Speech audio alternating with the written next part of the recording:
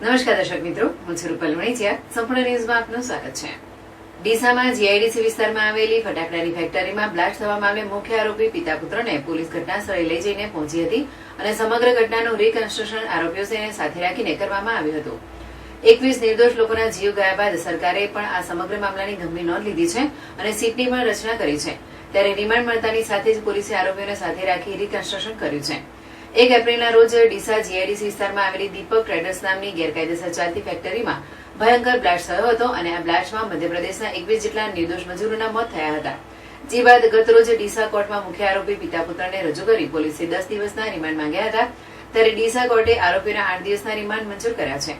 ત્યારે આજે શુક્રવારે એલસીબી પીઆઈ, તાલુકા પીઆઈ સહિત પોલીસ કાફલો મુખ્ય આરોપી અને ફેક્ટરીના માલિક પિતા પુત્ર દીપક અને ખૂબચંદ મોહનાનીને લઈને ઘટના સ્થળે લઈને પહોંચી હતી, જ્યાં સમગ્ર ઘટના અંગે રિકન્સ્ટ્રક્શન કરવામાં આવ્યું હતું. જેમાં ફેક્ટરીના માલિક પિતા પુત્રને ઘટના સ્થળે સાથે રાખી સમગ્ર ઘટના કઈ રીતે બની હતી તેમજ ઘટના પાછળના કયા કારણો જવાબદાર છે તે તમામ પાસાઓ પર ઝીણવટભરી તપાસ પોલીસે હાથ ધરી છે.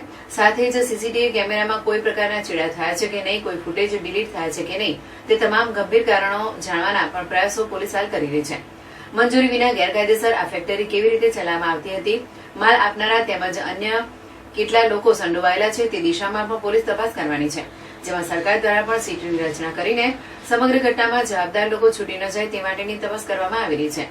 ગત રોજ સીટની ટીમ પણ ઘટના સ્થળે પહોંચી હતી તેમજ ફેક્ટરીમાં રાખવામાં આવેલો સ્ટોક, મળેલો પાવડર સહિત મળેલા મુદ્દામાલ અંગે તપાસ આરંભી છે.